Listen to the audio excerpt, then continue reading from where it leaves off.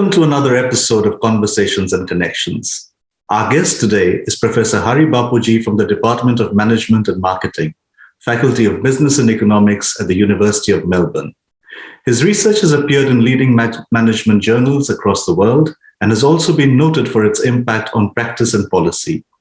He has lived and worked in Australia, Canada, India, and Singapore. He serves as co-editor of Business and Society, a leading journal dedicated to research on issues that matter both to business and society. Before we dive into our conversation, I would like to acknowledge the Wurundjeri people who are traditional custodians of the land that both Professor Bapuji and I speak from today, and pay my respects to elders past and present. Welcome, Hari, and thank you for making time for this conversation. Thank you, Sanjay. Can we start off by you telling us a little bit about your personal and professional journey, what brought you here to Australia? Thanks, Sanjay. In fact, it's what a coincidence that you asked this question to me today. Probably I'm just a few days to go to complete 20 years being away from India. Almost 20 years ago, I left India for a PhD in management at Western University in Canada. Thereafter, after finishing my PhD, I worked in Canada at University of Manitoba, overall spending almost 15 years in Canada. And 5 years ago, in 2016, I moved to Australia to University of Melbourne. So over the period of time, before I did my PhD, I actually worked in the industry for almost 10 years in IT and HR areas. So I've always believed that as an academic, my role is to research problems that matter to organizations and societies. So my work so far, starting from my PhD days, initially was on organizational learning and knowledge management. I got into the product recalls research because of my interest in international business. Again, in 2011, when the Occupy movement started, I got interested in the idea of economic inequality and how that affects businesses. And I moved into the inequality space. So over the last 10 years, I've been working in the inequality space. And over the last 5 years, I've been focused more on how caste lens can help us understand inequality and its effect on organizations. So that's broadly about me. Yeah, originally I'm from India, so that's south of India. So. Yeah, but Hari, I would like to actually, yes, yeah. I would like to actually come back to some of your research on COVID-19. COVID-19 has pretty much changed the way our world has evolved over several decades following the Second World War. Would you share some of your work on the impact of COVID-19 with us? One is that because of my role, I had an opportunity to think responsibility towards the field of scholarship, right? In fact, one of the very first editorial commentary on COVID-19, where we tried to understand how the COVID crisis informs us about the nature of societal problems and what kind of new themes it generates for us. So we did write that editorial. So sometime May 2020. That was within a couple of months after the COVID started to affect the various countries around the world, and we could see that it was going to be a global problem, and it was unlikely to subside in the near future. So that was something that we did, and then we followed it up with a special issue on COVID-19 and how that affects business and societies. So that special issue where several scholars, almost 50 different papers have been submitted, and some of them, the selected ones, are currently undergoing as an editor of a journal.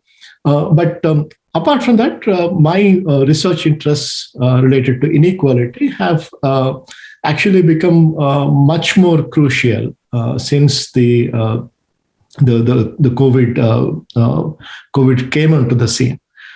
So we decided to use this, myself and my colleagues decided to use this to highlight this importance of understanding or importance of examining inequality from a business perspective. And we did write several articles in that, and it's been a great experience. So this is what you have here on the screen is a few images to begin with that gave us a stark example of the way the COVID has highlighted the inequality in the society and the way in which we treat people from different backgrounds, right? So the image with the people with cell phones, that's an image, in fact, I think from Singapore, where people are in a lockdown, and this is the kind of life they lived. So it highlighted how difficult it is for people to maintain this physical distancing that is really required, and the lives of people. So that's one picture. And the other is from India. The tweet that you can see is from India. The tweet on the right hand side. How people who are privileged, who came from outside of India, were treated with dignity and respect, and were given COVID tests and isolation and all of those kind of things. Whereas the migrant labor who were moving from state to state, from city to city, after the lockdowns to go back to their hometowns, were sprayed with chemical solution. And what's appalling is that this is not a proven treatment or anything, right? So you could do this because they don't have voice or anything. So that's one. And the third picture below is one which shows the difference between how some companies, like the airline companies, were able to procure the personal protection equipment for their staff, whereas the doctors who are actually treating COVID patients don't get even proper masks. So this really, these images really talk to us in terms of the inequalities. So as I mentioned, so this is the editorial that we wrote, Business and Society Research in Times of the Corona Crisis. I'm showing this because a number of these articles are available online, free to read. They're not behind a paywall. And a lot of these articles we have written in a way that they can be read by non-academics as well. So in this article, as I briefly mentioned, we talk about what COVID tells us about business and society interdependence, and then what new issues and questions it raises related to business and society. And this is an interesting thing that I was very, very fortunate to become a part of. As you can see, this is almost 30 scholars coming together from around the world, from all over the world, from various countries, under the leadership of three scholars, Kevin, Jay, and Mark. Three of them, in fact, come from different continents. Kevin from the US, Jay from Singapore, and Mark from Netherlands. And we did look at how COVID would have an effect on the workplace with respect to various issues, with respect to remote working, with respect to incentives, with respect to inequality. So we all wrote respective pieces and then integrated them. And in this, I wrote about inequality.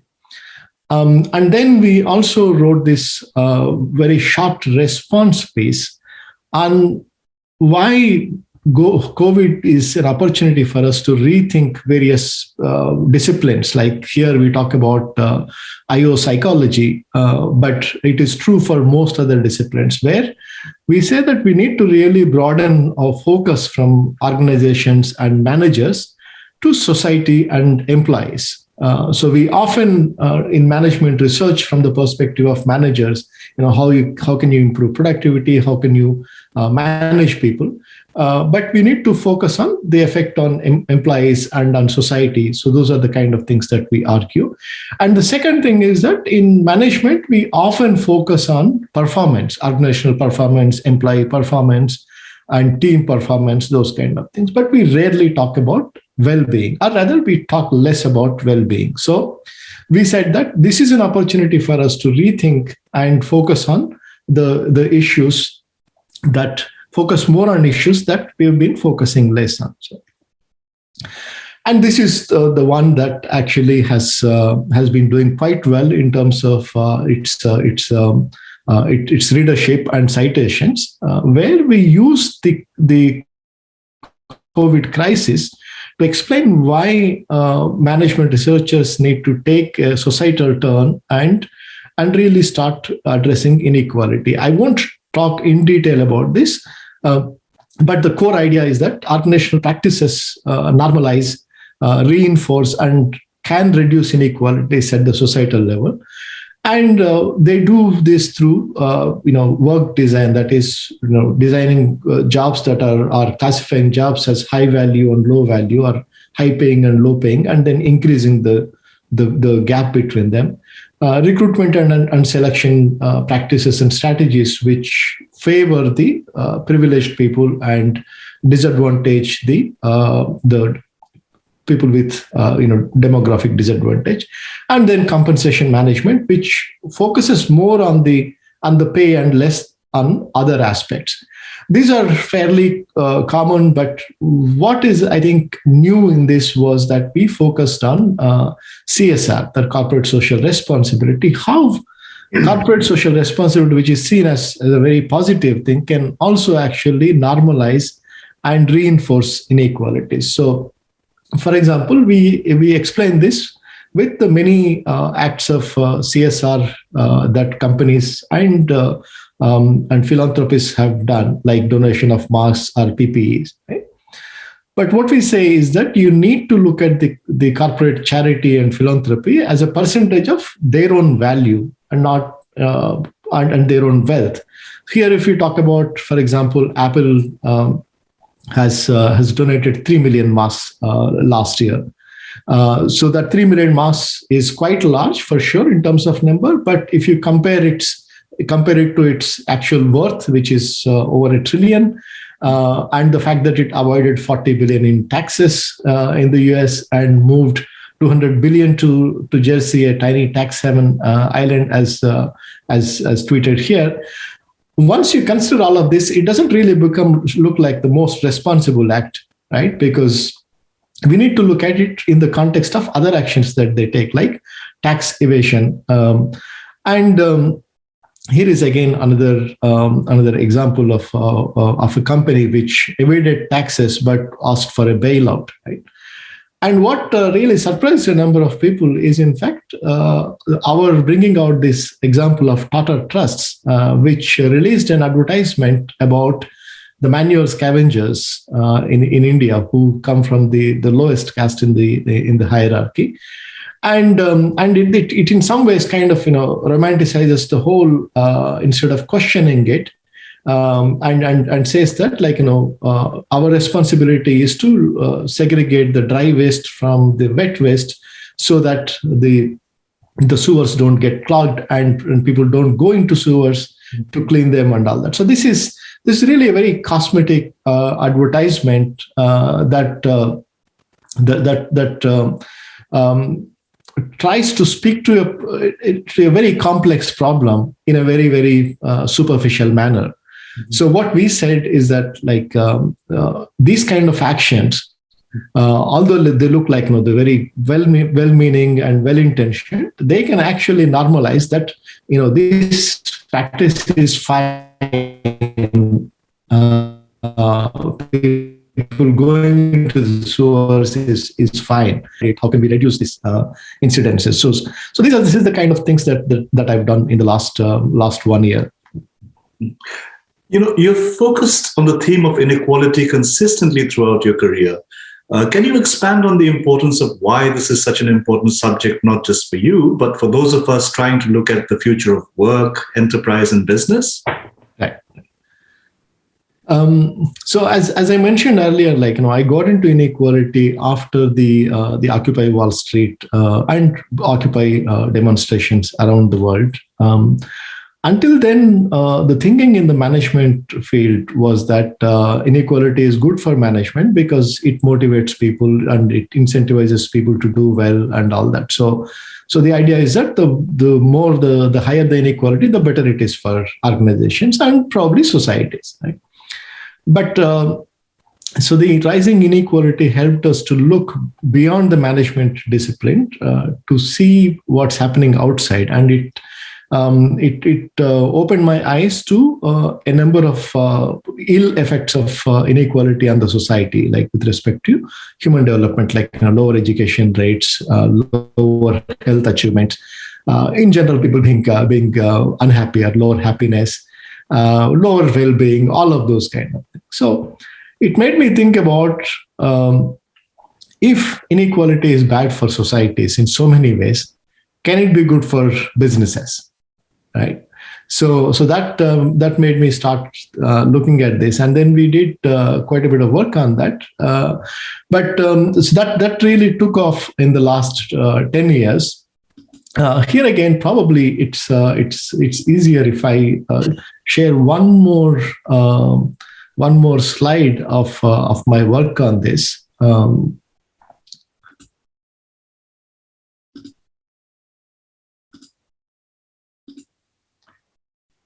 So as I mentioned, so far the idea is that inequality is okay, or at least it's not detrimental to organizations, right? So and also people think that when it comes to inequality, it is the job of the government to take care of it. It's not the job of the organization. So what we do in this is this particular article is that we review all the research on inequality within management, and that has been published in the last several years, and explain why organizations need to focus on inequality. Right?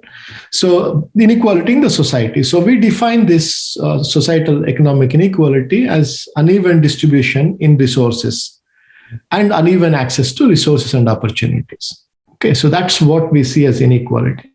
But what it does is that it affects the ability of people to participate in value creation and value appropriation and value distribution, right? So they can, it affects the extent to which people can enter into workplaces and the jobs that they can get and the salaries that they can negotiate.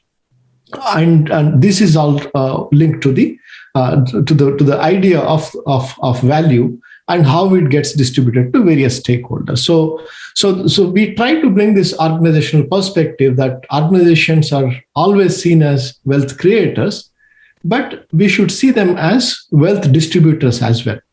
And when the distribution by organizations is skewed towards some stakeholders and as opposed to all stakeholders, then we'll have higher inequality.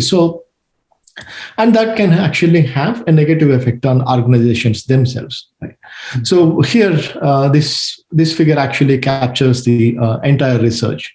So what organizations do is that they contribute to inequality in the society through their wage and employment practices, some of which I've earlier discussed in the case of the other article, and as well as philanthropy, very similar to CSR that I've mentioned.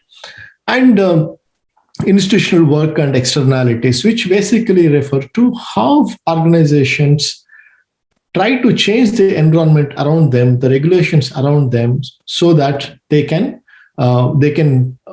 influence the wage and employment practices, right? Where the organizations have a larger voice compared to the workers and other civil society actors. Externalities are the kind of actions they take in terms of where they set up their plants and what effect it has on the communities around them and things like that. So this is how organizations contribute to inequality. But that inequality in the society can come back to hurt organizations, because in societies where inequality is high, employees do not feel that belong to the organization, and their job commitment or work commitment tends to be lower.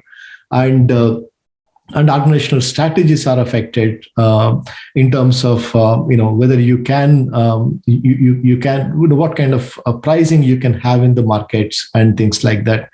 And overall, the competitive environment in the business, in terms of it gives rise to corruption, which means there is there's less market forces acting and more non-market forces like corruption or political connections acting.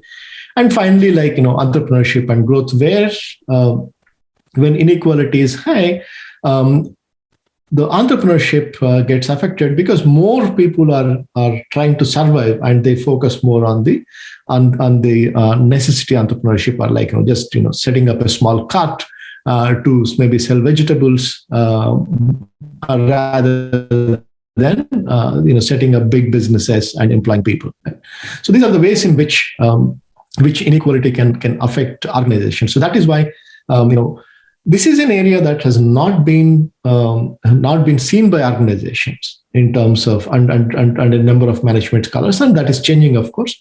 So that's the reason why it's an important aspect for me that to focus attention on a problem that on an issue that has an effect on organizations and societies together. Yeah.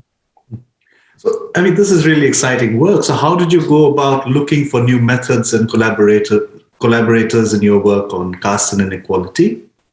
Yeah. So this one for inequality and later with caste as well, I really tried to work with a number of people, because both of these have an effect on multiple areas within management, like human resources or CSR and recruitment and selection, or the dynamics within organizations. So I tried to work a lot with colleagues in various disciplines. So a number of them were new collaborations that I did not have before. So that's one. The second, when it came to caste, so my work on inequality really sensitized me to better understand the effect of caste, because earlier I used to think that, and like most of us, probably, that people are poor because they're not working hard. People are not making right choices because they're inherently bad. But the inequality research that is there in a lot of other disciplines like sociology and psychology has made me realize that inequality can actually have an effect on the choices that you make, on your ability to think or foresee opportunities. So that made me a little bit more understanding of the people around me.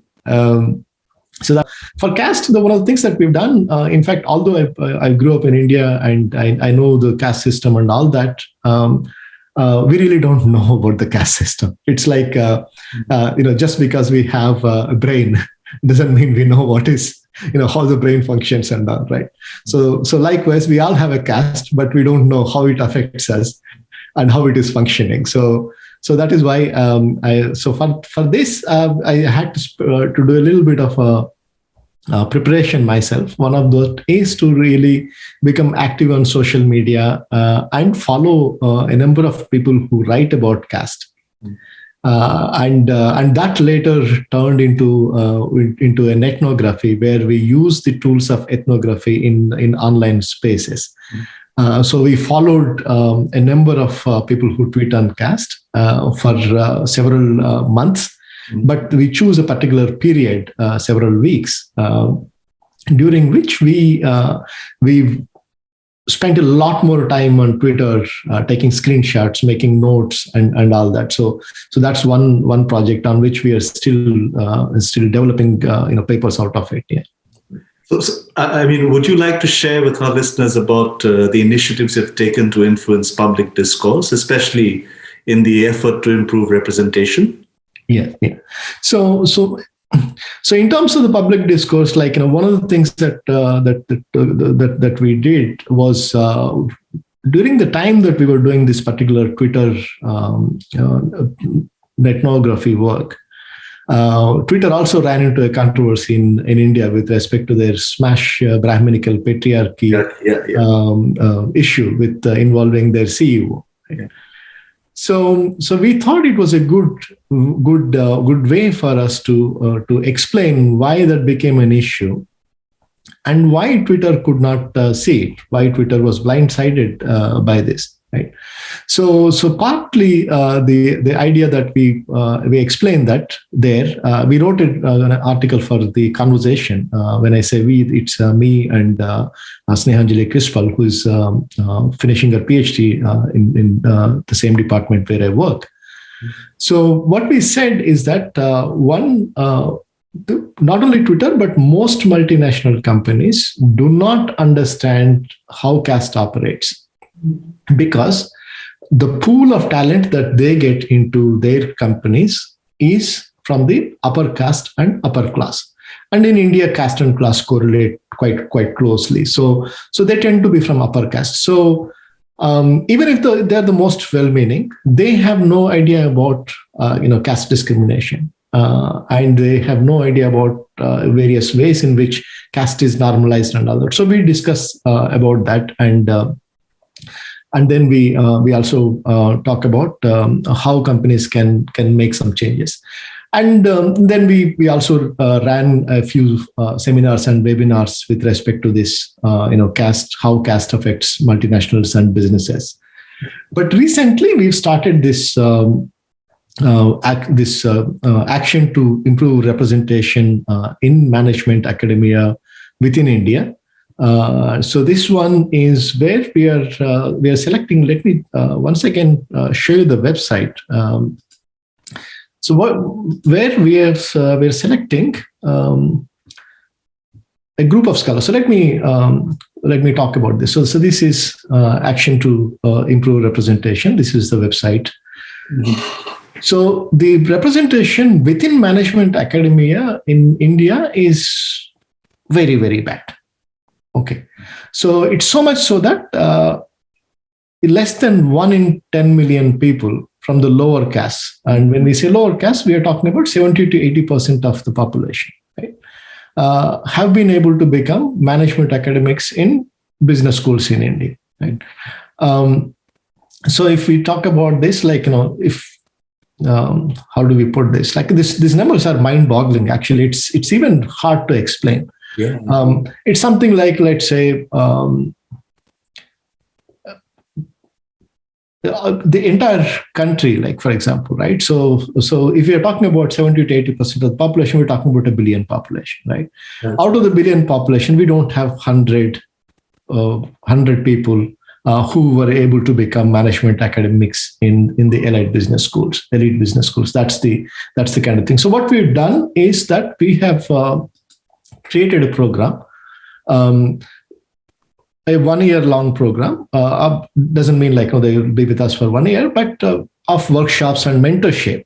Okay, where we have selected 18 scholars, and we'll be putting them through workshops for skill development as well as professional development. And we have a great number of scholars from around the world, with great credentials, have agreed to support us in this, to be mentors, and a number of journals have agreed to support us in this to help conduct publishing in journals and all that. So when I say we, it's 4 of us: myself, Kamini Gupta, who is from King's College London, Pratik Raj, who is at Indian Institute of Management Bangalore, and Vivek Soundararajan, who is at University of Bath. So we have a range of scholars from various disciplines and universities from around the world that have agreed to support and mentor us. So this is the initiative that I'm quite excited about, and I hope in the next 1 year that we make some dent in this particular problem, and hopefully help some of the participants that have been selected. We are calling them AIR Fellows. So we hope the AIR Fellows become global leaders and global scholars who become role models for other disadvantaged scholars coming from those backgrounds. Yeah. This is such incredible this is an incredible initiative. I wish you all the best with that. Which brings me to my last question. Where do you see the future of collaboration in research and other spheres between Australia and India? So if we think about India and Australia, I think so the relationship is becoming stronger for various reasons, right? So there's an increasing focus on South Asia, and so increasing focus on India. So looking at from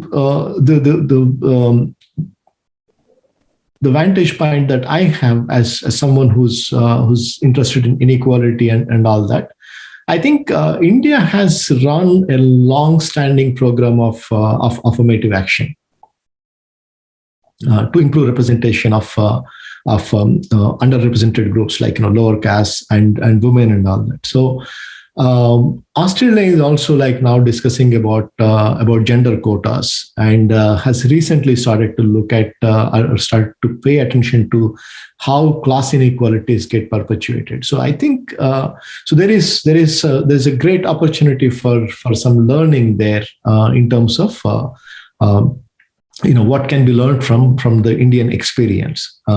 Indian experience has made great progress. There is absolutely no doubt, and it also faces a lot of barriers and challenges. So I think there is a lot to learn from there, and I think this two-way street kind of an approach is what would really improve that particular initiative. Typically, when Western countries or developed countries go to developing countries like India or others, they go with the assumption that they can teach. Mm-hmm. But in this, I think there is a need to also go with the assumption that we have a lot to learn as well. Okay, because they have varied experiences, right? So I think there's a lot to learn. I think that is the and with India's position increasing in many ways, I think this two-way street becomes more of a possibility going forward. Thank you so much on that note, Hari. I hope we see you again on the other side of the lockdown. Thank you, Sanjay. It was lovely chatting with you. And with you. Bye. Bye.